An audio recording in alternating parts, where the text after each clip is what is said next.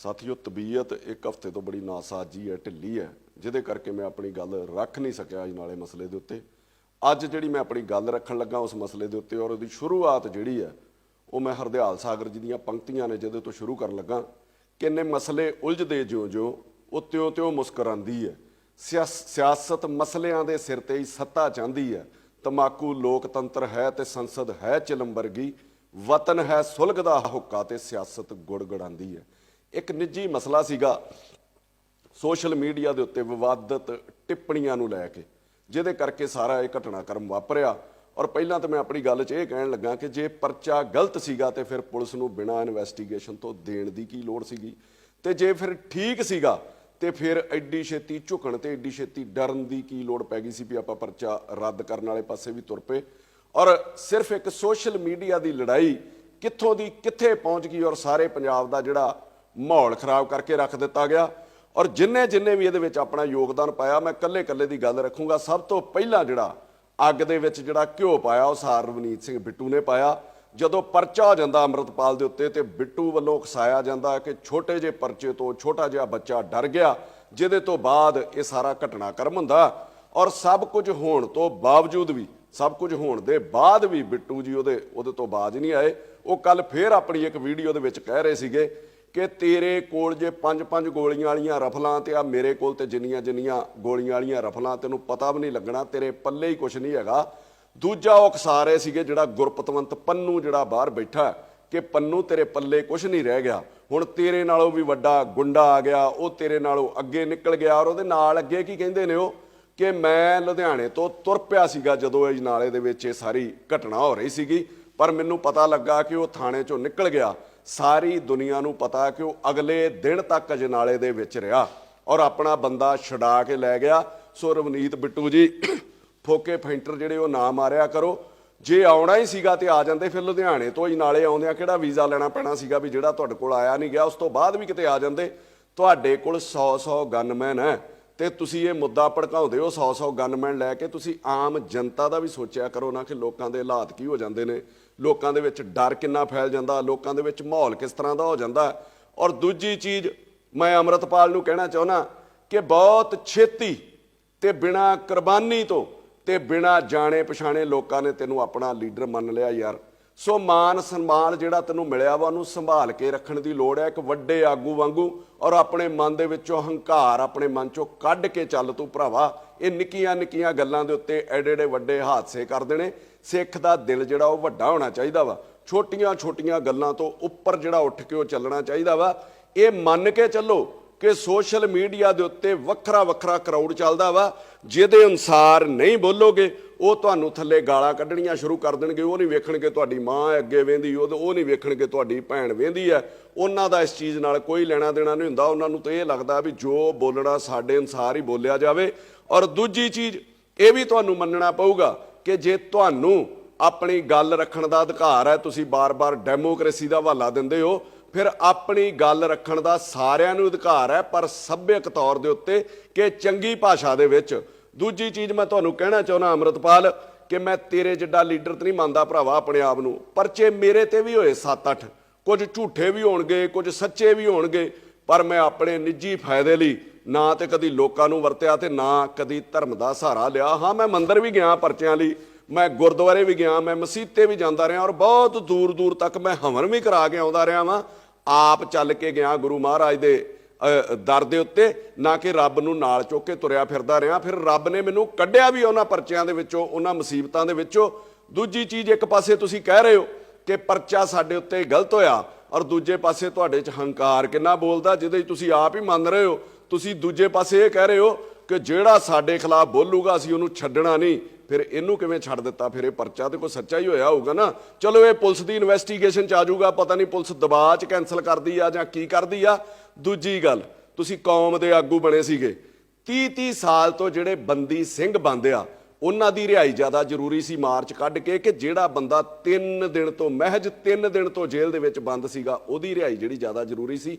ਤੁਸੀਂ ਜੇ ਸੱਚ 'ਚ ਕੌਮ ਦੇ ਆਗੂ ਹੋ ਤੇ ਫਿਰ ਬਹੁਤ ਸਾਰੇ ਮੁੱਦੇ ਨੇ ਕੌਮ ਕੋਲ। ਬੇਅਦਬੀ 328 ਸਰੂਪ, ਪਾਣੀਆਂ ਦਾ ਮੁੱਦਾ, ਚੰਡੀਗੜ੍ਹ ਦਾ ਮੁੱਦਾ, SGPC ਨੂੰ ਰਿਹਾ ਕਰਾਉਣ ਦਾ ਮੁੱਦਾ, ਬਾਣੀ ਨੂੰ ਰਿਹਾ ਕਰਾਉਣ ਦਾ ਮੁੱਦਾ, ਇਹਨਾਂ ਸਭ ਲਈ ਤੁਸੀਂ ਲੜਦੇ ਤੇ ਕੌਮ ਤੁਹਾਨੂੰ ਜਿਹੜਾ ਉਹ ਪ੍ਰਵਾਨਿਤ ਲੀਡਰ ਵੀ ਗਿਣਦੀ। ਆਪਣੇ ਨਿੱਜੀ ਮਫਾਦਾਂ ਲਈ ਤੇ ਲੜਨਾ ਹੀ ਨਹੀਂ ਚਾਹੀਦਾ। ਫਿਰ ਆਪਾਂ ਸਾਰੇ ਸਿੱਖਾਂ ਨੂੰ, ਮੈਂ ਕੱਲੀ ਗੱਲ ਤੇਰੇ ਨਾਲ ਵੀ ਕਰਨ ਲੱਗਾ ਭਰਾਵਾ, ਫਿਰ ਆਪਾਂ ਸਾਰੇ ਸਿੱਖਾਂ ਨੂੰ ਕਿਹਾ ਕਿ ਆਪਣੇ ਕੋਲ ਹਥਿਆਰ ਰੱਖੋ। ਲੋਕਾਂ ਨੇ ਤੇਰੇ ਕਹਿਣ ਤੋਂ ਬਾਅਦ ਆਪ ਪੰਜਾਬ ਦੇ ਵਿੱਚ ਹਥਿਆਰ ਰੱਖਣੇ ਸ਼ੁਰੂ ਕੀਤੇ। ਸੋਸ਼ਲ ਸਾਈਟਸ ਦੇ ਉੱਤੇ ਲੋਕਾਂ ਨੇ ਫੋਟੋਆਂ ਪਾਈਆਂ। ਤੇਰੇ ਹਥਿਆਰ ਰੱਖਣ ਤੇ ਲਹਿਰਾਉਣ ਕਰਕੇ ਸਰਕਾਰ ਨੇ ਇੱਕ ਨਵਾਂ ਕਾਨੂੰਨ ਬਣਾ ਦਿੱਤਾ ਵੀ ਹਥਿਆਰ ਲਹਿਰਾਉਣ ਦੇ ਉੱਤੇ ਪਰਚਾ ਦਿੱਤਾ ਜਾਊਗਾ। ਔਰ ਉਸ ਨਵੇਂ ਕਾਨੂੰਨ ਦੇ ਤਹਿਤ 300-400 ਬੰਦੇ ਦੇ ਉੱਤੇ ਪਰਚਾ ਦਰਜ ਕੀਤਾ ਗਿਆ, ਜਿਸ 'ਚ ਬੱਚੇ ਵੀ ਨਹੀਂ ਬਖਸ਼ੇ ਤੇ ਜਨਾਨੀਆਂ ਵੀ ਨਹੀਂ ਬਖਸ਼ੀਆਂ। ਉਹਨਾਂ ਦੇ ਪਰਚੇ ਰੱਦ ਕਰਾਉਣ ਲਈ ਜਿਹੜੇ ਤੇਰੇ ਕਰਕੇ ਹੋਏ ਸੀਗੇ, ਆਪਾਂ ਉਹਨਾਂ ਲਈ ਤੇ ਕੋਈ ਰੋਸ ਮੁਜ਼ਾਹਰਾ ਨਹੀਂ ਕੀਤਾ। ਉਹ ਜਿਹੜੇ ਤੇਰੇ ਮਗਰ ਲੱਗ ਕੇ ਅੱਜ ਪਰਚਿਆਂ ਚੁਲਝੇ ਫਿਰਦੇ ਨੇ। ਉਹ ਤੋਂ ਅੱਗੇ ਆ ਜਾਓ ਸੰਦੀਪ ਸੰਨੀ, ਜਿਨੇ ਤੇਰੇ ਭਾਸ਼ਣਾਂ ਤੋਂ ਪ੍ਰੇਰਿਤ ਹੋ ਕੇ, ਜਿਸ 'ਚ ਕਹਿੰਦਾ ਸੀ ਸੋਧ ਦਿਓ, ਫੜ ਲਓ, ਵੇਖਣਾ ਨਹੀਂ, ਉੱਥੇ ਵੇਟ ਥੋੜੀ ਕਰਨੀ ਆ, ਉਹਨੇ ਨੇ ਸੂਰੀ ਨੂੰ ਮਾਰਿਆ। ਉਸ ਸੰਦੀਪ ਸੰਨੀ ਦੀ ਵੀ ਉਸ ਦੌਰਾਨ ਆਪਣੀ ਦੁਕਾਨ ਸਾੜੀ ਗਈ ਔਰ ਬੜੀ ਦੁਨੀਆ ਨੇ ਡਿਮਾਂਡ ਕੀਤੀ ਕਿ ਜੇ ਉਹਨੇ ਮਾਰਿਆ ਤੇ ਉਹਦੇ ਉੱਤੇ ਪਰਚਾ ਹੋ ਗਿਆ। ਜਿਨ੍ਹਾਂ ਲੋਕਾਂ ਨੇ ਦੀ ਦੁਕਾਨ ਸਾੜੀ ਆ ਉਹਨਾਂ ਦੇ ਉੱਤੇ ਵੀ ਪਰਚਾ ਹੋਣਾ ਚਾਹੀਦਾ ਵਾ। ਤੇ ਆਪਾਂ ਤੇ ਸੰਦੀਪ ਸੰਨੀ ਲਈ ਵੀ ਕੋਈ ਧਰਨਾ ਨਹੀਂ ਦਿੱਤਾ ਤੇ ਕੋਈ ਉਪਰਾਲਾ ਨਹੀਂ ਕੀਤਾ ਤੇ ਕੋਈ ਆਵਾਜ਼ ਨਹੀਂ ਚੁੱਕੀ ਤੇ ਕੋਈ ਬਾਤ ਨਹੀਂ ਪੁੱਛੀ। ਆਪਾਂ ਗੱਲ ਤੇ ਖਾਲਿਸਤਾਨ ਕਰਦੇ ਰਹਿੰਦੇ, ਖਾਲਿਸਤਾਨ ਚਾਹੀਦਾ, ਖਾਲਿਸਤਾਨ ਚਾਹੀਦਾ, ਵੱਖਰੀ ਹਕੂਮਤ ਚਾਹੀਦੀ ਆ। ਮੈਂ ਪੁੱਛਣਾ ਚਾਹੁੰਦਾ ਭਰਾਵਾ, ਤੈਨੂੰ ਖਾਲਿਸਤਾਨ ਬਣਾਉਣਾ ਕਿੱਥੇ ਆ? ਖਾਲਿਸਤਾਨ ਹੋਣਾ ਕਿੱਡਾ ਕੁ ਹੈ ਕਿ 2 ਘੰਟੇ ਐਨੂੰ ਤੁਰ ਪੋ, 2 ਘੰਟੇ ਉਹਨੂੰ ਤੁਰ ਪੋ ਉੱਧਰੋਂ, ਤੇ ਖਾਲਿਸਤਾਨ ਤੁਹਾਡਾ ਖਤਮ। ਏਡਾ ਕੁ ਖਾਲਿਸਤਾਨ ਹੋਊਗਾ ਸਾਡਾ, ਆਹ ਖਾਲਿਸਤਾਨ ਹੋਊਗਾ ਸਾਡਾ, ਇੰਨੀ ਕੁ ਮਤਲਬ ਉਹਦਾ ਜਿਹੜਾ ਏਰੀਆ ਹੋਊਗਾ। ਅੰਮ੍ਰਿਤ ਸੰਚਾਰ ਤੁਸੀਂ ਕਰਾਉਂਦੇ ਹੋ, ਵਧੀਆ। ਨਸ਼ਾ ਛਡਾਊ ਤੁਸੀਂ ਮੁਹਿੰਮ ਚਲਾਈ ਹੋ, ਵਧੀਆ। ਪਤਾ ਨਹੀਂ ਕਿੰਨੇ ਕੁ ਲੋਕਾਂ ਨੇ ਤੁਹਾਡੀ ਮੁਹਿੰਮ ਤੋਂ ਨਸ਼ਾ ਛੱਡਣਾ ਤੇ ਕਿੰਨਿਆਂ ਨੇ ਅੰਮ੍ਰਿਤ ਛਕ ਕੇ ਜਿਹੜਾ ਉਹ ਨਿਭਾਉਣਾ ਵਾ, ਇਹ ਸਮਾਂ ਦੱਸੂਗਾ। ਮੈਂ ਇਹਦੇ ਉੱਤੇ ਕਿੰਤੂ ਪਰੰਤੂ ਨਹੀਂ ਕਰਦਾ। ਆਪਾਂ ਗੱਲ ਦੇ ਉੱਤੇ ਆਪਾਂ ਚੀਜ਼ਾਂ ਦਾ ਨਿਤਾਰਾ ਤੇ ਕਰੀਏ, ਉਹਦੇ ਰਿਜ਼ਲਟ ਕੀ ਆ ਰਹੇ ਨੇ ਯਾਰ। ਆਪਾਂ ਅਮਿਤ ਸ਼ਾਹ ਨੂੰ, ਮੋਦੀ ਨੂੰ ਗਾਲਾਂ ਕੱਢੀ ਜਾਂਦੇ ਆ ਸਿਰਫ ਇਹ ਸਾਬਤ ਕਰਨ ਲਈ ਕਿ ਮੈਂ ਏਜੰਸੀਆਂ ਦਾ ਤੇ ਕੇਂਦਰ ਦਾ ਬੰਦਾ ਨਹੀਂ ਹੈਗਾ। ਮੈਂ ਤੈਨੂੰ ਇਹ ਕਹਿਣਾ ਚਾਹੁੰਦਾ ਵੀ ਇਹਨਾਂ ਗਾਲਾਂ ਦਾ ਗੁੱਸਾ ਉਹ ਪੰਜਾਬ ਦੇ ਉੱਤੇ ਕੱਢਦੇ ਨੇ। ਦੂਜੀ ਚੀਜ਼, ਮੈਂ ਨਹੀਂ ਤੈਨੂੰ ਕਹਿੰਦਾ ਕਿ ਤੂੰ ਏਜੰਸੀਆਂ ਦਾ ਬੰਦਾ ਵਾ, ਪਰ ਮੈਂ ਤੈਨੂੰ ਇੱਕ ਗੱਲ ਜ਼ਰੂਰ ਕਹਿਣੀ ਚਾਹੁੰਦਾ, ਇੰਨੀ ਕੁ ਮੇਰੀ ਉਮਰ ਤੇ ਇੰਨਾ ਕੁ ਮੇਰਾ ਤਜਰਬਾ ਹੋ ਗਿਆ ਵਾ ਕਿ ਏਜੰਸੀਆਂ ਜਿਹਨੂੰ ਵਰਤਣਾ ਹੁੰਦਾ ਨਾ, ਕਦੀ ਉਹਦੇ ਨਾਲ ਮੀਟਿੰਗਾਂ ਨਹੀਂ ਕਰਦੀਆਂ, ਬਲਕਿ ਉਹ ਮਾਹੌਲ ਹੀ ਇਹੋ ਜਿਹਾ ਕ੍ਰੀਏਟ ਕਰਦੀਆਂ ਔਰ ਮਾਈਂਡ ਹੀ ਬੰਦੇ ਦਾ ਇਹੋ ਜਿਹਾ ਸੈੱਟ ਕਰਦੀਆਂ ਵਾ, ਬੰਦੇ ਨੂੰ ਪਤਾ ਹੀ ਨਹੀਂ ਲੱਗਦਾ ਵੀ ਉਹ ਕਦੋਂ ਏਜੰਸੀਆਂ ਕੋਲ ਵਰਤਿਆ ਗਿਆ ਵਾ, ਕਦੋਂ ਉਹ ਏਜੰਸੀਆਂ ਦੇ ਹੱਥਾਂ ਦੇ ਵਿੱਚ ਖੇਡ ਗਿਆ ਵਾ। ਮੈਂ ਤੈਨੂੰ ਅਲਰਟ ਕਰਦਾ ਕਿ 2024 ਚੋਣਾਂ ਤੱਕ ਤੈਨੂੰ ਏਜੰਸੀਆਂ ਨੇ ਪੀਕ ਦੇ ਉੱਤੇ ਚੜਾਉਣਾ, ਟੀਸੀ ਦੇ ਉੱਤੇ ਖੰਡਗੇ ਔਰ ਚੋਣਾਂ ਤੋਂ ਪਹਿਲਾਂ ਤੇਰੇ ਤੇ ਕਾਰਵਾਈ ਕਰਕੇ ਨਾ, ਜਿੱਦਾਂ ਉਹਨਾਂ ਪੁਲਵਾਮਾ ਵਾਲਾ ਕਾਂਡ ਹੋਇਆ ਸੀਗਾ, ਉਹਦੇ ਸਿਰ ਤੇ ਦੇਸ਼ ਜਿੱਤ ਲਿਆ ਸੀਗਾ, ਇਸੇ ਤਰੀਕੇ ਉਹ ਪੂਰਾ ਦੇਸ਼ ਜਿੱਤਣਗੇ। ਅੰਮ੍ਰਿਤਪਾਲ ਖੁਦ ਸੋਚ, ਜਾਂ ਰੱਬ ਤੈਨੂੰ ਕਿਤੇ ਸਮੱਤ ਬਖਸ਼ੇ, ਜਿਸ ਦਿਨ 2 ਦਿਨ ਦਾ ਸਮਿਟ ਇਨਵੈਸਟਮੈਂਟ ਸੀਗਾ ਪੰਜਾਬ ਦੇ ਵਿੱਚ, ਉਹ 2 ਦਿਨ ਪੰਜਾਬ ਦੁਨੀਆ ਦੇ ਵੱਡੇ ਵਪਾਰੀ ਭਾਰਤ ਦੇ ਵਿੱਚੋਂ ਇੱਥੇ ਆਏ ਸੀਗੇ, ਜਿਨ੍ਹਾਂ ਨੇ ਪੰਜਾਬ 'ਚ ਇਨਵੈਸਟ ਕਰਨ ਦਾ ਸੋਚਣਾ ਸੀਗਾ। ਕੱਲੀ ਤੇਰੀ ਘਟਨਾ ਨਹੀਂ ਹੋਈ ਉਸ ਦਿਨ 2 ਘਟਨਾਵਾਂ ਹੋਈਆਂ ਪੰਜਾਬ ਦੇ ਵਿੱਚ, ਜਦੋਂ ਸਾਰੇ ਵਪਾਰੀ ਪੰਜਾਬ ਦੇ ਵਿੱਚ ਸੀਗਾ। ਇੱਕ ਅਜਨਾਲੇ ਵਾਲੀ ਜਿਹੜੀ ਤੂੰ ਕੀਤੀ, ਦੂਜੀ ਗਵਰਨਰ ਦੀ ਸਟੇਟਮੈਂਟ ਆਉਂਦੀ ਹੈ, ਰਿਫਿਊਜ਼ ਕਰ ਦਿੰਦਾ ਬਜਟ ਸੈਸ਼ਨ ਨੂੰ ਵੀ ਮੈਂ ਬਜਟ ਸੈਸ਼ਨ ਹੀ ਨਹੀਂ ਬੁਲਾਉਣ ਦੇਣਾ। ਕੀ ਉਹਨਾਂ ਵਪਾਰੀਆਂ ਦੇ ਮਨ ਦੇ ਉੱਤੇ ਬੀਤੀ ਹੋਊਗੀ ਤੇਰੀ ਘਟਨਾ ਦੇ ਨਾਲ ਸਿਕਿਉਰਿਟੀ ਕਰਕੇ ਤੇ ਉਧਰ ਫਾਈਨੈਂਸ਼ੀਅਲ ਸਿਕਿਉਰਿਟੀ ਕਰਕੇ, ਆ ਉਹਨਾਂ ਦੇ ਦਿਮਾਗ 'ਚ ਬਹਿ ਗਿਆ ਹੋਊਗਾ ਤੇ ਕੀ ਸਵਾਹ ਤੇ ਖੇ ਯਾਰ ਉਹ ਪੰਜਾਬ ਦੇ ਵਿੱਚ ਪੈਸੇ ਲਾਉਣਗੇ। ਇਹਨਾਂ ਦੋਵਾਂ ਘਟਨਾਵਾਂ ਨੂੰ ਅੱਗੇ ਜਾ ਕੇ ਵੀ ਸੋਚ। ਨੈਸ਼ਨਲ ਮੀਡੀਆ ਨੇ ਜਿਸ ਤਰੀਕੇ ਦਿਖਾਇਆ ਕਿ ਥਾਣੇ ਦੇ ਉੱਤੇ ਖਾਲਿਸਤਾਨੀਆਂ ਦਾ ਕਬਜ਼ਾ, ਥਾਣੇ ਦੇ ਉੱਤੇ ਖਾਲਿਸਤਾਨੀਆਂ ਦਾ ਕਬਜ਼ਾ, ਅਜੇ ਤੱਕ ਇਹ ਨਹੀਂ ਸਮਝ ਆਈ ਵੀ ਉਹ ਕਿਹਦੇ ਕਹਿਣ ਦੇ ਉੱਤੇ ਵਿਖਾਇਆ ਗਿਆ, ਕੌਣ ਉਹਨਾਂ ਦੇ ਪਿੱਛੇ ਸੀਗਾ। ਅਜੇ ਵੀ ਆਪਾਂ ਨੂੰ ਸਮਝ ਨਹੀਂ ਆਉਂਦੀ ਵੀ ਪੰਜਾਬ ਨੂੰ ਕਿਤੇ ਨਾ ਕਿਤੇ ਖਤਮ ਕਰਨ ਦੀ ਸਾਜ਼ਿਸ਼ ਚੱਲ ਰਹੀ ਆ ਔਰ ਅਸੀਂ ਪੰਜਾਬੀ ਸਾਰੇ ਹੀ ਸਮੇਤ ਤੇਰੇ ਮਿਲ ਕੇ ਉਹਦੇ ਵਿੱਚ ਯੋਗਦਾਨ ਪਾ ਰਹੇ ਆ ਵੀ ਭਰਾਵਾ ਸਾਨੂੰ ਹੀ ਵਰਤ ਲਓ, ਅਸੀਂ ਤੁਹਾਡੇ ਆਖੇ ਪੰਜਾਬ ਤਬਾਹ ਕਰ ਦਿੰਨੇ ਆ। ਤੇ ਜਦੋਂ ਵੀ ਇੱਕ ਚੀਜ਼ ਤੇ ਹੋਰ ਧਿਆਨ ਦਿਓ ਤੁਸੀਂ ਸਾਰੇ ਹੀ ਪੰਜਾਬ ਵਾਸੀ, ਕਿ ਜਦੋਂ ਵੀ ਕੋਈ ਘਟਨਾ ਇਹੋ ਜੀ ਵੱਡੀ ਵਾਪਰਦੀ ਆ, ਜਦੋਂ ਵੀ ਕਿਤੇ ਪੰਜਾਬੀਆਂ ਨੂੰ, ਸਿੱਖਾਂ ਨੂੰ ਬਦਨਾਮ ਕਰਨ ਦੀ ਕੋਸ਼ਿਸ਼ ਕੀਤੀ ਜਾਂਦੀ ਹੈ, ਸੱਚੇ ਹੋਣ ਲਈ ਪ੍ਰਾਈਮ ਮਿਨਿਸਟਰ ਜਾਂ ਗ੍ਰਹਿ ਮੰਤਰੀ ਕਿਸੇ ਨਾ ਕਿਸੇ ਗੁਰਦੁਆਰੇ ਦੇ ਵਿੱਚ ਚਲੇ ਜਾਂਦੇ ਆਪਣਾ ਪੰਜਾਬ ਦੇ ਪ੍ਰਤੀ ਸੱਚੀ ਨਿਸ਼ਠਾ ਤੇ ਸੱਚੀ ਜਿਹੜੀ ਸ਼ਰਧਾ ਵਿਖਾਉਣ ਲਈ। ਕੱਲ ਉਹ ਪਟਨਾ ਸਾਹਿਬ ਵਿਖੇ ਪਹੁੰਚ ਜਾਂਦੇ ਨੇ, ਨਾ ਕੱਲ ਕੋਈ ਗੁਰਪੁਰਬ ਹੈ, ਨਾ ਕੱਲ ਕੋਈ ਸ਼ਹੀਦੀ ਦਿਹਾੜਾ ਹੈ, ਕੱਲ ਵੀ ਉੱਥੇ ਜਾਂਦੇ ਨੇ ਔਰ ਵੱਡੀਆਂ ਖਬਰਾਂ ਲੱਗਦੀਆਂ ਨੇ ਪੱਗ ਬੰਨ੍ਹ ਕੇ ਕਿ ਉਹ ਗੁਰਦੁਆਰਾ ਸਾਹਿਬ ਦੇ ਵਿੱਚ ਗਏ।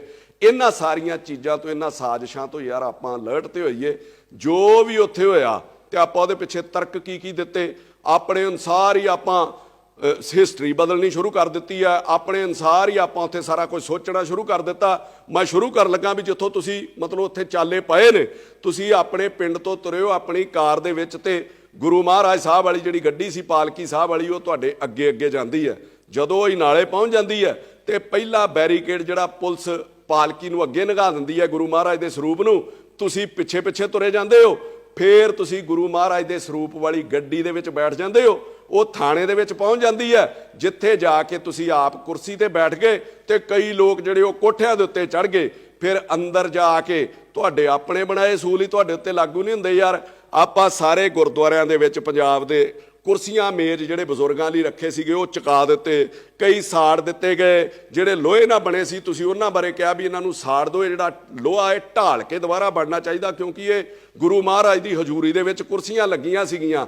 ਆਹ ਤੁਸੀਂ ਬਣਾ ਦਿੱਤਾ ਵੀ ਕੋਈ ਮੇਜ਼ ਕੁਰਸੀ ਨਹੀਂ ਲੱਗਣਾ ਚਾਹੀਦਾ, ਤੇ ਆਪ ਤੁਸੀਂ ਥਾਣੇ ਦੇ ਵਿੱਚ ਗੁਰੂ ਮਹਾਰਾਜ ਦਾ ਸਰੂਪ ਬਾਹਰ ਹੈ ਤੇ ਕੁਰਸੀ ਦੇ ਉੱਤੇ ਬੈਠ ਜਾਂਦੇ ਹੋ ਕਿ ਤੁਹਾਡੇ ਅਸੂਲ ਵੀ ਤੁਹਾਡੇ ਉੱਤੇ ਕੋਈ ਲਾਗੂ ਨਹੀਂ ਹੁੰਦੇ। ਫਿਰ ਤੁਸੀਂ ਕੀ ਕਹਿੰਦੇ ਹੋ, ਥਾਣਾ ਕੋਈ ਮਾੜੀ ਜਗ੍ਹਾ ਨਹੀਂ ਜਿੱਥੇ ਕੋ ਗੁਰੂ ਮਹਾਰਾਜ ਦਾ ਸਰੂਪ ਅਸੀਂ ਲੈ ਗਏ ਹਾਂ। ਮੈਂ ਤੁਹਾਨੂੰ ਕਹਿਣਾ ਚਾਹੁੰਦਾ ਕਿ ਥਾਣਾ ਕੋਈ ਮਾੜੀ ਜਗ੍ਹਾ ਨਹੀਂ। ਜਦੋਂ ਥਾਣਿਆਂ 'ਚ ਵੀ ਪਾਠ ਕਰਾਉਂਦੇ ਨੇ ਤੇ ਬੜੀ ਸਾਫ਼ ਸਫਾਈ ਕੀਤੀ ਜਾਂਦੀ ਹੈ, ਕਿਉਂਕਿ ਥਾਣਿਆਂ ਦੇ ਵਿੱਚ ਲਾਹਨ ਫੜੀ ਹੁੰਦੀ ਹੈ, ਥਾਣਿਆਂ ਦੇ ਵਿੱਚ ਭੁੱਕੀ ਫੜੀ ਹੁੰਦੀ ਹੈ, ਥਾਣਿਆਂ ਦੇ ਵਿੱਚ ਫੀਮ ਪਈ ਹੁੰਦੀ ਹੈ। ਥਾਣੇ 'ਚ ਜਿਨ੍ਹਾਂ ਲੋਕਾਂ ਦੇ ਕਤਲ ਹੋ ਜਾਂਦੇ ਨੇ ਉਹਨਾਂ ਦੇ ਵਿਸਰੇ ਪਏ ਹੁੰਦੇ, ਜਿਹਦੇ ਵਿੱਚ ਟੱਟੀ ਪਿਸ਼ਾਬ ਤੱਕ ਲਹੂ ਉਹਨਾਂ ਦਾ ਹੁੰਦਾ ਵਾ। ਇੱਥੋਂ ਤੱਕ ਉਹ ਚੀਜ਼ਾਂ ਸਾਰੀਆਂ ਹੀ ਉੱਥੇ ਪਈਆਂ ਸੀਗੀਆਂ, ਕਿਸੇ ਨੇ ਪਾਸੇ ਕਰਨ ਦੀ ਕੋਸ਼ਿਸ਼ ਕੀਤੀ। ਦੂਜੇ ਪਾਸੇ ਆ ਜਾਓ, ਪੁਲਿਸ ਵਾਲਾ ਜੇ ਗੁਰਦੁਆਰੇ ਦੇ ਵਿੱਚ ਜੁੱਤੀ ਤੇ ਦੂਰ ਬੈਲਟ ਲਾ ਕੇ ਵੀ ਚਲੇ ਜਾਵੇ ਤੇ ਆਪਾਂ ਰੌਲਾ ਪਾ ਦਿੰਦੇ ਵੀ ਬੇਅਦਬੀ ਹੋ ਗਈ, ਬੇਅਦਬੀ ਹੋ ਗਈ, ਤੇ ਆਪਾਂ ਗੁਰਦੁਆਰਾ ਸਾਹਿਬ ਹੀ ਚੁੱਕ ਕੇ ਥਾਣੇ ਦੇ ਵਿੱਚ ਲੈ ਗਏ ਆ। ਕੀ ਤੁਸੀਂ ਇਹ ਬਿਲਕੁਲ ਮਤਲਬ ਠੀਕ ਕੀਤਾ? ਫਿਰ ਤੁਸੀਂ ਆਪਣੀ ਗਲਤੀ ਨੂੰ ਲੁਕਾਉਣ ਲਈ ਤਰਕ ਆਪਣੀ ਮਰਜ਼ੀ ਦੇ ਅਨੁਸਾਰ ਦੇ ਰਹੇ ਹੋ ਕਿ ਰਾਜੇ ਮਹਾਰਾਜੇ ਵੀ, ਫੌਜਾਂ ਵੀ ਜੰਗ ਦੇ ਅੱਗੇ ਜਿਹੜੇ ਉਹ ਗੁਰੂ ਮਹਾਰਾਜ ਦੇ ਸਰੂਪ ਲੈ ਕੇ ਜਾਂਦੀਆਂ ਸੀਗੀਆਂ। ਅੰਮ੍ਰਿਤਪਾਲ ਜੀ, ਰਾਜੇ ਮਹਾਰਾਜੇ ਜਿਹੜੇ ਗੁਰੂ ਮਹਾਰਾਜ ਦਾ ਸਰੂਪ ਖੜਦੇ ਸੀਗੇ ਫੌਜੀ ਜੰਗਾਂ ਦੇ ਵਿੱਚ, ਉਹ ਮਹਾਰਾਜ ਦਾ ਓਟ ਆਸਰਾ ਲੈਣ ਲਈ ਖੜਦੇ ਸੀ ਤੇ ਇੱਕ ਜਗ੍ਹਾ ਤੇ ਸੁਸ਼ੋਭਿਤ ਕੀਤਾ ਜਾਂਦਾ ਸੀਗਾ, ਨਾ ਕਿ ਗੁਰੂ ਮਹਾਰਾਜ ਦਾ ਸਰੂਪ ਜਿਹੜਾ ਬਾਰਡਰ ਵਾਲੀ ਤਾਰ ਦੇ ਕੰਢੇ ਲਈ ਫਿਰਦੇ ਸੀ ਜਿੱਥੇ ਗੋਲੀਆਂ ਚੱਲਦੀਆਂ ਸੀਗੀਆਂ, ਜਾਂ ਕੋਈ ਤੋਪ ਦੇ ਅੱਗੇ ਰੱਖ ਦਿੰਦੇ ਸੀ ਕਿ ਜਿੱਥੇ ਤੋਪਾਂ ਡਿੱਗਣੀਆਂ ਤੇ ਗੋਲੀਆਂ ਆਉਣੀਆਂ ਸੀਗੀਆਂ। ਉਹ ਇੱਕ ਜਗ੍ਹਾ ਤੇ ਸੁਸ਼ੋਭਿਤ ਕਰਕੇ ਉੱਥੇ ਮੱਥਾ ਟੇਕ ਕੇ ਓਟ ਆਸਰਾ ਲੈ ਕੇ ਤੇ ਉਹ ਫਿਰ ਜਾਂਦੇ ਸੀਗੇ। ਫਿਰ ਆਪਾਂ ਤਰੱਕੀ ਦਿੰਨੇ ਆ ਸੰਤਾਂ ਮਹਾਂਪੁਰਸ਼ਾਂ ਦੇ ਨਾਂ ਦਾ ਕਿ ਸੰਤ ਕਰਤਾਰ ਸਿੰਘ ਭਿੰਡਰਾਲਿਆਂ ਨੇ 37 ਨਗਰ ਕੀਰਤਨ ਐਮਰਜੈਂਸੀ 'ਚ ਕੱਢੇ। ਮੈਂ ਤੁਹਾਨੂੰ ਪੁੱਛਣਾ ਚਾਹੁੰਦਾ ਕਿ ਇਹ ਨਗਰ ਕੀਰਤਨ ਸੀਗਾ? ਉਹਨਾਂ ਨੇ ਜੇ ਨਗਰ ਕੀਰਤਨ ਕੱਢੇ ਹੋਣਗੇ ਤੇ ਕੋਈ ਬੰਦੇ ਛਡਾਉਣ ਲਈ ਨਹੀਂ ਕੱਢੇ, ਕੋਈ ਪਰਚੇ ਰੱਦ ਕਰਾਉਣ ਲਈ ਨਗਰ ਕੀਰਤਨ ਨਹੀਂ ਕੱਢੇ ਗਏ, ਕੋਈ ਨਿੱਜੀ ਮਫਾਦਾਂ ਲਈ ਨਗਰ ਕੀਰਤਨ ਨਹੀਂ ਕੱਢੇ ਗਏ। ਫਿਰ ਆਪਾਂ ਹਵਾਲਾ ਦਿੰਨੇ ਆ ਕਿਸਾਨ ਅੰਦੋਲਨ ਦੇ ਵਿੱਚ ਗੁਰੂ ਮਹਾਰਾਜ ਦਾ ਸਰੂਪ ਜਿਹੜਾ ਉੱਥੇ ਰੱਖਿਆ ਗਿਆ ਸੀਗਾ। ਮੈਂ ਤੁਹਾਨੂੰ ਦੱਸ ਦਿੰਦਾ, ਮੇਰਾ ਖਿਆਲ ਉਦੋਂ ਤੇ ਤੁਸੀਂ ਦੁਬਈਓਂ ਵੀ ਨਹੀਂ ਸੀ ਆਏ ਜਦੋਂ ਕਿਸਾਨ ਅੰਦੋਲਨ ਤੁਰਿਆ, ਪੰਜਾਬ ਦੇ ਵਿੱਚੋਂ ਗਿਆ, ਪੰਜਾਬ ਭਰ ਕੇ ਲੋਕ ਉਹਦੇ ਵਿੱਚ ਗਏ ਆ। ਜਦੋਂ ਬੈਰੀਕੇਡ ਤੋੜਦੇ ਗਏ ਉਦੋਂ ਗੁਰੂ ਮਹਾਰਾਜ ਦਾ ਸਰੂਪ ਨਹੀਂ ਲੈ ਕੇ ਗਏ। ਜਦੋਂ ਉੱਥੇ ਬਹੁ ਗਿਣਤੀ ਵਿੱਚ ਪਹੁੰਚ ਗਏ ਆ, ਜਦੋਂ ਉੱਥੇ ਉਹਨਾਂ ਨੂੰ ਪਤਾ ਸੀਗਾ ਕਿ ਲੰਮਾ ਸਮਾਂ ਇੱਥੇ ਰਹਿਣਾ ਵਾ, ਤੇ ਫਿਰ ਗੁਰੂ ਮਹਾਰਾਜ ਦਾ ਜਿਹੜਾ ਸਰੂਪ ਆ ਉੱਥੇ ਸੁਸ਼ੋਭਿਤ ਕੀਤਾ ਗਿਆ। ਤੇ ਜਿਹੜੇ ਸਿੱਖ ਸੀਗੇ, ਜਿਹੜੇ ਗੁਰੂ ਨੂੰ ਮੰਨਣ ਵਾਲੇ ਲੋਕ, ਸਾਰੇ ਗੁਰੂ ਨੂੰ ਮੰਨਣ ਵਾਲੇ ਸੀ, ਕਈਆਂ ਦੀ ਰੋਜ਼ ਦੀ ਸ਼ਰਧਾ ਹੁੰਦੀ ਆ, ਉਹਨਾਂ ਕਰਕੇ ਉਹ ਰੋਜ਼ ਉੱਥੇ ਉਹ ਮੱਥਾ ਟੇਕਦੇ ਸੀਗੇ ਤੇ ਗੁਰੂ ਮਹਾਰਾਜ ਦਾ ਓਟ ਆਸਰਾ ਲੈ ਕੇ ਚੱਲਦੇ ਸੀਗੇ ਔਰ ਮੋਰਚਾ ਵੀ ਫਤਿਹ ਕਰਕੇ ਆਏ। ਅੱਗੇ ਆਓ, ਤੁਸੀਂ ਜੀਰਾ ਫੈਕਟਰੀ ਦਾ ਹਵਾਲਾ ਦਿੱਤਾ ਕਿ ਜੀਰਾ ਫੈਕਟਰੀ ਦੇ ਵਿੱਚ ਪਹਿਲੇ ਦਿਨ ਹੀ ਗੁਰੂ ਮਹਾਰਾਜ ਦਾ ਸਰੂਪ ਅੱਗੇ ਲਾ ਲਿਆ ਗਿਆ ਸੀਗਾ। 3-4 ਵਾਰੀ ਡਾਂਗਾ ਖਾਧੀਆਂ ਲੋਕਾਂ ਨੇ ਉੱਥੇ। ਉਸ ਤੋਂ ਬਾਅਦ ਜਦੋਂ ਪੱਕਾ ਮੋਰਚਾ ਲੱਗਾ, ਫਿਰ ਜੀਰੇ ਦੇ ਵਿੱਚ ਗੁਰੂ ਮਹਾਰਾਜ ਦਾ ਜਿਹੜਾ ਸਰੂਪ ਉਹ ਸੁਸ਼ੋਭਿਤ ਕੀਤਾ ਗਿਆ। ਇਹਨਾਂ ਚੀਜ਼ਾਂ ਦੇ ਨਾਲ ਤੁਲਨਾ ਨਾ ਕਰੋ ਤੇ ਨਾ ਹੀ ਝੂਠੇ ਜਿਹੜੇ ਉਹ ਤਰਕ ਦਿਓ। ਹਾਂ, ਜੇ ਤੁਹਾਡੇ ਕੋਲੋਂ ਗਲਤੀ ਹੋਈ ਆ, ਵੱਡਿਆਂ ਵੱਡਿਆਂ ਕੋਲ ਹੁੰਦੀ ਆ, ਸਾਡੇ ਕੋਲੋਂ ਵੀ ਹੁੰਦੀ, ਅਸੀਂ ਤੇ ਛੋਟੇ ਜਿਹੇ ਆ, ਔਰ ਗਲਤੀ ਨੂੰ ਮੰਨ ਲੈਣਾ ਚਾਹੀਦਾ ਔਰ ਸੰਗਤ ਤੁਹਾਨੂੰ ਪ੍ਰਵਾਨ ਵੀ ਕਰੂਗੀ।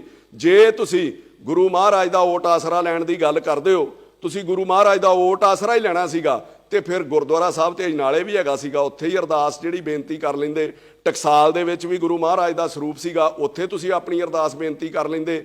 ਕਿ ਉੱਥੇ ਗੁਰੂ ਮਹਾਰਾਜ ਦੇ ਸਰੂਪ ਸੇਮ ਨਹੀਂ ਕਿ ਜਿਹੜਾ ਮਤਲਬ ਜਿਹੜੇ ਗੁਰੂ ਮਹਾਰਾਜ ਦਾ ਸਰੂਪ ਤੁਹਾਡੇ ਨਾਲ ਪਾਲਕੀ ਦੇ ਵਿੱਚ ਸੀਗਾ ਉਹਦੇ ਵਿੱਚ ਕੋਈ ਵੱਖਰੀ ਬਾਣੀ ਤੇ ਹੈ ਨਹੀਂ ਕਿ ਆਪਣੇ ਨਾਲ ਸਿਰਫ ਇਹੀ ਮਹਾਰਾਜ ਦਾ ਸਰੂਪ ਚੱਲਣਾ ਚਾਹੀਦਾ? ਸਰੂਪ ਤੇ ਇੱਕ ਹੀ ਹੈ ਨਾ ਯਾਰ। ਫਿਰ ਜੇ ਭਰਾਵਾ ਤੂੰ ਸੱਚਾ ਸਿੱਖ ਸੀਗਾ, ਫਿਰ ਤੂੰ ਪੁਲਿਸ ਨੂੰ ਕਹਿੰਦਾ ਕਿ ਯਾਰ ਆਹ ਮੇਰੇ ਨਾਲ ਗੁਰੂ ਮਹਾਰਾਜ ਦਾ ਸਰੂਪ ਹੈ, ਇਹਨੂੰ ਮੈਨੂੰ ਗੁਰਦੁਆਰਾ ਸਾਹਿਬ ਜਾਂ ਟਕਸਾਲ ਦੇ ਵਿੱਚ ਸੁਸ਼ੋਭਿਤ ਕਰ ਆਉਣ ਦਿਓ, ਤੇ ਫਿਰ ਆਪਾਂ ਦੋ ਹੱਥ ਕਰ ਲੈਂਦੇ ਆ, ਫਿਰ ਆਪਾਂ ਲੜ ਲੈਂਦੇ ਆ, ਤੇ ਫਿਰ ਆਪਾਂ ਨੂੰ ਵੀ ਪਤਾ ਹੋਣਾ ਸੀਗਾ ਵੀ ਕੀ ਹਾਲਾਤ ਬਣਨੇ ਸੀਗੇ ਤੇ ਕੀ ਉੱਥੇ ਹਸ਼ਰ ਹੋਣਾ ਸੀਗਾ। ਇਹ ਤਰਕ ਕੋਈ ਚੰਗੇ ਨਹੀਂ। ਕੱਲ ਨੂੰ ਕੋਈ ਗੈਂਗਸਟਰ, ਰੇਪਿਸਟ ਗੁਰੂ ਮਹਾਰਾਜ ਦਾ ਸਰੂਪ ਰੱਖ ਕੇ ਗੱਡੀ ਦੇ ਵਿੱਚ ਉਹ ਸੂਬਾ ਛੱਡਣ ਦੀ ਤਿਆਰੀ ਕਰ ਲੂਗਾ, ਪੁਲਿਸ ਨੂੰ ਪਤਾ ਹੋਊਗਾ ਤੇ ਪੁਲਿਸ ਨੂੰ ਹੱਥ ਵੀ ਨਹੀਂ ਪਾ ਸਕਦੀ। ਇਹੋ ਜਿਹਾ ਤਰੀਕਾ ਤੁਸੀਂ ਲੋਕਾਂ ਨੂੰ ਕੀ ਸੇਧ ਦੇ ਰਹੇ ਹੋ ਯਾਰ? ਕੱਲ ਨੂੰ ਮੰਨ ਲਓ ਮੇਰੇ ਘਰ ਕਿਸੇ ਦੇ ਘਰ ਵੀ ਕੋਈ ਬੰਦਾ ਲੜਨ ਆ ਜਾਂਦਾ, ਕਿਸੇ ਨੂੰ ਮਾਰਨ ਆ ਜਾਂਦਾ, ਤੇ ਕਦੀ ਕੋਈ ਆਪਣੇ ਪਿਓ ਨੂੰ ਵੀ ਅੱਗੇ ਕਰਦਾ ਵੀ ਇਹ ਪਹਿਲਾਂ ਮੇਰੇ ਪਿਓ ਨੂੰ ਗੋਲੀ ਵੱਜ ਜਾਵੇ ਜਾਂ ਪਹਿਲਾਂ ਮੇਰੇ ਪਿਓ ਨੂੰ ਕੁੱਟ ਲਓ ਜਾਂ ਇਹਦੇ ਗਲ ਪੈ ਜਾਓ। ਇਹ ਗੁਰੂ ਮਹਾਰਾਜ ਦਾ ਸਤਿਕਾਰ ਨਹੀਂ ਹੈ। ਇਹ ਬਾਪ ਦਾ ਸਤਿਕਾਰ ਨਹੀਂ ਹੈ, ਬੁਜ਼ਦਿਲੀ ਹੁੰਦੀ ਹੈ। ਫਰਕ ਸਿਰਫ ਇਹ ਹੈ ਕਿ ਲੋਕ ਤੁਹਾਡੇ ਨਾਲ ਜਿਹੜੀ ਗੁਰੂ ਸਾਹਿਬ ਦੀ ਪਾਲਕੀ ਚੱਲਦੀ ਸੀਗੀ, ਤੁਹਾਨੂੰ ਗਲਤਫਹਿਮੀ ਹੈ ਤੈਨੂੰ ਭਰਾਵਾ, ਜਿਹੜੀ ਪਾਲਕੀ ਚੱਲਦੀ ਸੀ ਲੋਕ ਉਹਦਾ ਸਤਿਕਾਰ ਕਰ ਰਹੇ ਸੀਗੇ, ਲੋਕ ਉਹਦੇ ਅੱਗੇ ਆਪਣਾ ਜਿਹੜਾ ਸਿਰ ਨਵਾ ਰਹੇ ਸੀਗੇ। ਤੇ ਜਿਹਦੇ ਹੰਕਾਰ 'ਚ ਤੂੰ ਇਹ ਸਮਝ ਲਿਆ ਕਿ ਲੋਕ ਮੇਰੇ ਅੱਗੇ ਸਿਰ ਨਵਾ ਰਹੇ ਨੇ ਤੇ ਪੁਲਿਸ ਮੇਰੇ ਕੋਲੋਂ ਡਰ ਗਈ ਆ, ਇਹੋ ਜਿਹੀ ਕੋਈ ਡਰਨ ਵਾਲੀ ਗੱਲ ਨਹੀਂ ਹੈਗੀ। ਜਦੋਂ ਭਜਦਿਆਂ ਨੂੰ ਵਾਹਣ ਇੱਕੋ ਜਿਹੇ ਨੇ, ਜਦੋਂ ਤੁਸੀਂ ਕਿਸੇ ਦੇ ਥਾਣੇ ਦੇ ਉੱਤੇ ਹੀ ਪੈ ਗਏ ਤੇ ਉਹਨਾਂ ਕੋਲ ਲਿਹਾਜ਼ ਥੋੜੀ ਕਰਨਾ ਸੀਗਾ। ਫਿਰ ਹੰਕਾਰ ਆਪਣੇ ਵਿੱਚ ਕਿੰਨਾ ਕੁੱਟ-ਕੁੱਟ ਕੇ ਭਰਿਆ। ਮੈਂ ਤੁਹਾਡੀਆਂ ਕਈ ਬਾਈਟ ਸੁਣਦਾ ਪੱਤਰਕਾਰਾਂ ਨੂੰ, ਹੈਂ ਕਰਕੇ ਆਪਾਂ ਗੱਲਾਂ ਕਰਦੇ ਆ, ਮਾਈਕ ਮੇਰੇ ਦੰਦਾਂ ਤੇ ਨਾ ਮਾਰ ਦਿਓ। ਮੈਂ ਤੈਨੂੰ ਪੱਤਰਕਾਰਾਂ ਬਾਰੇ ਦੱਸਾਂ, ਤੇਰੇ ਮੇਰੇ ਵਰਗੇ ਕਈ ਆਏ ਨਾ ਹੰਢਾ ਕੇ ਉਹ ਸੁੱਟਤੇ ਤੇ ਮੁੜ ਕੇ ਉਹਨਾਂ ਦਾ ਪਤਾ ਵੀ ਨਹੀਂ ਲੱਗਦਾ। ਤੁਸੀਂ ਉਦੋਂ ਵੀ ਕਿਹਾ ਵੀ ਮਾਈਕ ਮੇਰੇ ਦੰਦਾਂ ਨੂੰ ਨਾ ਮਾਰਿਓ। ਇਹ ਸ਼ੋਭਾ ਦਿੰਦੀਆਂ ਏਡੇ ਏਡੇ ਵੱਡੇ ਕੌਮ ਦੇ ਆਗੂ ਨੂੰ ਇਹ ਗੱਲਾਂ। ਕੱਲ ਤੁਹਾਨੂੰ ਇੱਕ ਪੱਤਰਕਾਰ ਨੇ ਪੁੱਛਿਆ ਕਿ ਪੁਲਿਸ ਵਾਲੇ ਵੀ ਜ਼ਖਮੀ ਹੋਏ ਨੇ, ਕੀ ਉਹਨਾਂ ਦਾ ਪਤਾ ਲੈਣ ਜਾਓਗੇ? ਤੇ ਹੰਕਾਰ ਆਪਣੇ ਸਿਰ ਤੇ ਚੜ ਕੇ ਬੋਲਦਾ ਸੀਗਾ, ਹਾਂ ਮੈਂ ਜਾਊਂਗਾ, ਟਾਈਮ ਲੱਗੂਗਾ ਮੈਨੂੰ ਪਤਾ ਕਰਨ, ਕਿਤੇ ਉਹ ਭੱਜ ਹੀ ਨਾ ਜਾਣ ਵੀ ਇੱਧਰ ਨੂੰ ਫੇਰ ਆ ਗਿਆ ਵਾ। ਆਹ ਹੰਕਾਰ ਹੈ ਯਾਰ ਤੁਹਾਡੇ ਅੱਗੇ, ਆਹ ਹੰਕਾਰ ਹੈ ਤੁਹਾਡੇ ਮਨ ਦੇ ਵਿੱਚ। ਮੈਂ ਤੁਹਾਨੂੰ ਕਹਿੰਦਾ ਉਹ ਤੁਹਾਡੇ ਅੱਗੇ ਨਹੀਂ ਭੱਜੇ, ਉਹ ਗੁਰੂ ਮਹਾਰਾਜ ਦੇ ਅੱਗੇ ਭੱਜੇ ਆ, ਗੁਰੂ ਮਹਾਰਾਜ ਦੇ ਡਰ ਤੋਂ ਭੱਜੇ ਆ, ਗੁਰੂ ਮਹਾਰਾਜ ਦੇ ਭੈ ਤੋਂ ਭੱਜੇ ਆ, ਗੁਰੂ ਮਹਾਰਾਜ ਦੀ ਸ਼ਰਧਾ ਤੋਂ ਭੱਜੇ ਆ। ਫਿਰ ਤੁਸੀਂ ਕੀ ਕਹਿੰਦੇ ਹੋ ਬਾਰ-ਬਾਰ? ਰੋਜ਼ ਹੀ ਤੁਹਾਨੂੰ ਸੁਣੀਦਾ ਕਿ ਅਸੀਂ ਗੁਲਾਮ ਆ। ਇਹ ਕਿਹੜੀ ਗੁਲਾਮੀ ਹੈ ਯਾਰ? ਇੱਕ ਐਸਪੀ ਦਾ ਸਿਰ ਪਾੜ ਦਿਓ, ਪੁਲਿਸ ਵਾਲਿਆਂ ਦੀਆਂ ਪੱਗਾਂ ਲਾਹ ਦਿੱਤੀਆਂ, ਉਹਨਾਂ ਨੂੰ ਕਿਰਪਾਨਾਂ ਲੈ ਕੇ ਪੈ ਗਏ, ਥਾਣੇ ਦੇ ਉੱਤੇ ਕਬਜ਼ਾ ਕਰ ਲਿਆ, ਐਸਐਸਪੀ ਨਾਲ ਤੁਸੀਂ ਮੀਟਿੰਗ ਕਰ ਰਹੇ ਹੋ ਤੇ ਉਹਦੇ ਸਿਰ ਦੇ ਉੱਤੇ ਹਥਿਆਰਾਂ ਦੀ ਛਾਂ ਕਰਕੇ ਬੈਠੇ ਹੋ। ਇਹ ਕਿਹੋ ਜਿਹੀ ਗੁਲਾਮੀ ਹੈ ਯਾਰ? ਮੈਨੂੰ ਤੇ ਸਮਝ ਨਹੀਂ ਆਈ ਵੀ ਹੋਰ ਵੀ ਕਿਸੇ ਮੁਲਕ ਦੇ ਵਿੱਚ ਇਸ ਤਰ੍ਹਾਂ ਹੁੰਦਾ ਵਾ। ਤੇ ਮੈਨੂੰ ਹੈਰਾਨੀ ਪੁਲਿਸ ਤੇ ਵੀ ਆਉਂਦੀ ਹੈ ਤੇ ਨਮੋਸ਼ੀ ਵੀ ਆਉਂਦੀ ਹੈ ਕਿ ਪੰਜਾਬ ਦੇ ਵਿੱਚ ਆਮ ਬੰਦੇ ਦੀ ਜਾਂ ਗਰੀਬ ਦੀ ਫੇਸਬੁੱਕ ਦੇ ਉੱਤੇ ਕਿਤੇ ਨਕਲੀ ਹਥਿਆਰ ਨਾਲ ਵੀ ਫੋਟੋ ਆ ਜਾਂਦੀ ਸੀ ਤੇ ਉਹਦੇ ਉੱਤੇ ਝੱਟ ਜਿਹੜਾ ਉਹ ਪਰਚਾ ਦਰਜ ਕੀਤਾ ਜਾਂਦਾ ਸੀਗਾ। ਇੱਥੇ ਐਸਐਸਪੀ ਦੇ ਸਿਰ ਦੇ ਉੱਤੇ ਬੰਦੂਕਾਂ ਲਹਿਰਾਈਆਂ ਜਾ ਰਹੀਆਂ, ਐਸਐਸਪੀ ਦੇ ਸਿਰ ਦੇ ਉੱਤੇ ਬੰਦੂਕਾਂ ਦੀ ਛਾਂ ਕੀਤੀ ਆ ਤੇ ਕੋਈ ਪਰਚਾ ਹੀ ਨਹੀਂ ਦਿੱਤਾ, ਤੇ ਸਗੋਂ ਪਹਿਲੇ ਪਰਚੇ ਵੀ ਰੱਦ ਕਰਨ ਦੀਆਂ ਉੱਥੇ ਪ੍ਰੈਸ ਦੇ ਵਿੱਚ ਅਨਾਉਂਸਮੈਂਟ ਕੀਤੀਆਂ ਜਾ ਰਹੀਆਂ ਵਾ।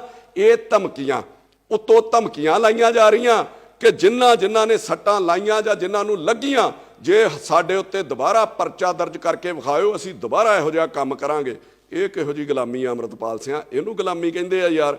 ਸੋ ਮੇਰੀ ਤੈਨੂੰ ਬੇਨਤੀ ਹੈ ਕਿ ਪ੍ਰਮਾਤਮਾ ਤੈਨੂੰ ਅਕਲ ਵੀ ਦੇਵੇ, ਤੂੰ ਵੀ ਥੋੜਾ ਜਿਹਾ ਅਕਲ ਤੋਂ ਕੰਮ ਲੈ। ਔਰ ਪੰਜਾਬ ਦੇ ਹੋਰ ਮੁੱਦਿਆਂ ਲਈ ਬੜੇ ਧਰਨੇ ਲਾਉਣ ਦੀ ਲੋੜ ਹੈ। ਪੰਜਾਬ ਦੇ ਵਿੱਚ ਕੁਝ ਨਹੀਂ ਹੈਗਾ, ਇਹਦਾ ਲੱਕ ਟੁੱਟਾ ਪਿਆ ਵਾ। ਪੰਜਾਬ 'ਚ ਬਹੁਤ ਸਾਰੇ ਮੁੱਦੇ ਇਹੋ ਜਿਹੇ ਨੇ, ਹੋਰ ਬਹੁਤ ਸਾਰੇ ਲੋਕਾਂ ਦੇ ਉੱਤੇ ਜਾਲੀ ਪਰਚੇ ਦਿੱਤੇ ਜਾਂਦੇ ਨੇ ਅਮੀਰਾਂ ਵੱਲੋਂ, ਸਰਕਾਰਾਂ ਵੱਲੋਂ। ਆਪਾਂ ਉਹਨਾਂ ਦੀ ਲੜਾਈ ਜਿਹੜੀ ਲੜਨ ਦੀ ਕੋਸ਼ਿਸ਼ ਕਰਨੀ ਚਾਹੀਦੀ ਸੀਗੀ। ਸੋ ਆਪਣੇ ਆਪ ਕੋਈ ਹੌਸਲੇ ਤੋਂ ਕੰਮ ਲਓ। ਜੇ ਲੋਕਾਂ ਨੇ ਤੁਹਾਨੂੰ ਸ਼ੋਭਾ ਦਿੱਤੀ, ਏਡੀ ਛੋਟੀ ਉਮਰ ਦੇ ਵਿੱਚ ਤੁਹਾਨੂੰ ਆਗੂ ਮੰਨਿਆ, ਤੇ ਫਿਰ ਕੌਮ ਦੇ ਤੇ ਪੰਜਾਬ ਦੇ ਭਲੇ ਲਈ ਆਪਾਂ ਕੰਮ ਕਰੀਏ। ਜੇ ਦੂਜੀ ਚੀਜ਼ ਮੈਂ ਸਰਕਾਰ ਨੂੰ ਤੇ ਪੁਲਿਸ ਨੂੰ ਵੀ ਇਹ ਸਲਾਹ ਦੇਣਾ ਚਾਹੁੰਦਾ ਕਿ ਇਸ ਘਟਨਾਕ੍ਰਮ ਦੇ ਵਿੱਚ ਪੁਲਿਸ ਨੇ ਜੋ ਭੂਮਿਕਾ ਨਿਭਾਈ ਆ ਉਹ ਬਹੁਤ ਵਧੀਆ ਸੀਗੀ। ਡੀਜੀ ਨੇ ਵਧੀਆ ਜਿਹੜਾ ਗਾਈਡ ਕੀਤਾ ਆਪਣੀ ਫੋਰਸ ਨੂੰ, ਪਰ ਇਹਦੇ ਨਾਲ ਜੋ ਸੂਬੇ ਦਾ ਨੁਕਸਾਨ ਹੋਇਆ, ਅਮਨ ਸ਼ਾਂਤੀ ਦਾ, ਇਨਵੈਸਟਮੈਂਟ ਦਾ, ਉਹਨੂੰ ਪੂਰਾ ਕਰਨ ਦੀ ਜ਼ਿੰਮੇਵਾਰੀ ਵੀ ਡੀਜੀ ਦੀ ਤੇ ਪੰਜਾਬ ਸਰਕਾਰ ਦੀ ਬਣਦੀ, ਉਹਦਾ ਫਰਜ਼ ਬਣਦਾ। ਨਹੀਂ ਤੇ ਕੱਲ ਨੂੰ ਇੱਥੇ ਕਿਸੇ ਨੇ ਕੋਈ ਇਨਵੈਸਟ ਨਹੀਂ ਕਰਨਾ। ਇਹ ਨਾ ਹੋਵੇ ਕਿ ਕੱਲ ਤੋਂ ਜੇ ਕਿਸੇ ਨੇ ਕੋਈ ਪਰਚਾ ਦਰਜ ਕਰਾਉਣਾ, ਪੰਜਾਬ ਦੇ ਹਾਲਾਤ ਇਹੋ ਜਿਹੇ ਬਣ ਜਾਣਗੇ, ਜੇ ਕਿਸੇ ਤੇ ਪਰਚਾ ਜਾਲੀ ਦਰਜ ਹੋ ਗਿਆ ਤੇ ਉਹ ਆਪਣੀਆਂ ਇਨਕੁਆਇਰੀਆਂ ਲਾਉਣ ਲਈ ਅੰਮ੍ਰਿਤਪਾਲ ਕੋ ਜਾਇਆ ਕਰਨਗੇ। ਉਹ ਅਫਸਰਾਂ ਨੂੰ ਫੋਨ ਕਰਿਆ ਕਰੂਗਾ ਵੀ ਇਹਨੂੰ ਕੱਢ ਦਿਓ ਤੇ ਇਹਨੂੰ ਪਾ ਦਿਓ। ਤੇ ਜੇ ਕਿਸੇ ਨੇ ਪੰਜਾਬ ਦੇ ਵਿੱਚ ਕੋਈ ਯੂਨਿਟ ਵੀ ਲਾਉਣਾ, ਕੋਈ ਇਨਵੈਸਟ ਵੀ ਕਰਨਾ ਹੈ, ਤੇ ਉਹ ਤੁਹਾਡੇ ਨਾਲੋਂ ਪਹਿਲਾਂ ਉਹਨੂੰ ਅੰਮ੍ਰਿਤਪਾਲ ਕੋਲੋਂ ਐਨਓਸੀ ਜਿਹੜੀ ਲੈਣੀ ਪਿਆ ਕਰੂਗੀ। ਇਹੋ ਜਿਹਾ ਮਾਹੌਲ ਸੂਬੇ ਦੇ ਵਿੱਚ ਨਾ ਕ੍ਰੀਏਟ ਕੀਤਾ ਜਾਵੇ। ਜੋ ਘਾਟਾ ਸੂਬੇ ਨੂੰ ਪਿਆ, ਜੋ ਡਰ ਵਪਾਰੀਆਂ ਦੇ ਮਨ ਤੇ ਜਾਂ ਆਮ ਲੋਕਾਂ ਦੇ ਮਨ ਤੇ ਉੱਤੇ ਫੈਲਿਆ ਜਾਂ ਛਾਇਆ, ਉਹਨੂੰ ਦੂਰ ਕਰਨਾ ਵੀ ਸਰਕਾਰ ਦਾ ਫਰਜ਼ ਹੈ।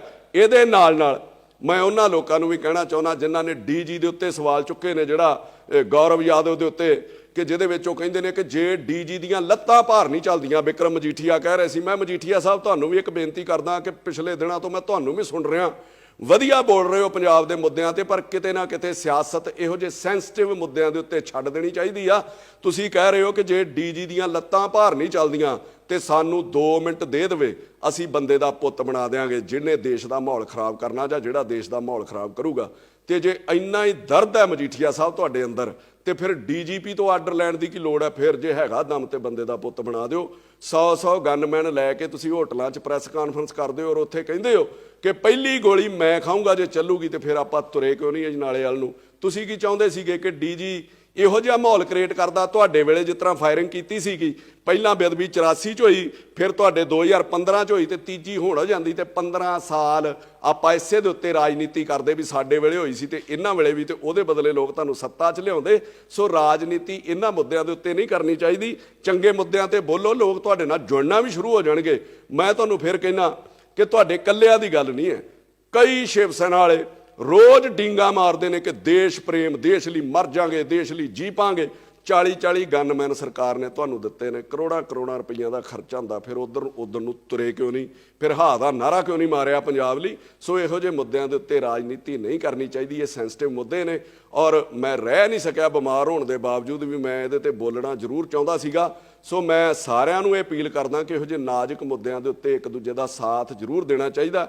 ਅਖੀਰ 'ਚ ਮੈਂ ਇਹ ਕਹਿ ਕੇ ਸਮਾਪਤੀ ਕਰਨ ਲੱਗਾ ਆਪਣੀ ਗੱਲ ਦੀ ਕਿ ਸਾਰਿਆਂ ਨੂੰ ਰੱਬ ਸਮੱਤ ਬਖਸ਼ੇ ਔਰ ਪੰਜਾਬ ਦੇ ਵਿੱਚ ਸ਼ਾਂਤੀ ਜਿਹੜੀ ਉਹ ਬਣੀ ਰਵੇ, ਕਿ ਮੂੰਹ ਆਈ ਬਾਤ ਨਾ ਰਹਿੰਦੀ ਹੈ, ਝੂਠ ਆਖਾਂ ਕੁਝ ਬਚਦਾ ਹੈ, ਸੱਚ ਆਖਾਂ ਭਾਂਬੜ ਮੱਚਦਾ ਹੈ, ਦੋਹਾਂ ਗੱਲਾਂ ਤੋਂ ਜੀ ਜੱਚਦਾ ਹੈ, ਜੱਚ ਜੀਭਾ ਕਹਿੰਦੀ ਹੈ, ਮੂੰਹ ਆਈ ਬਾਤ ਨਾ ਰਹਿੰਦੀ ਹੈ।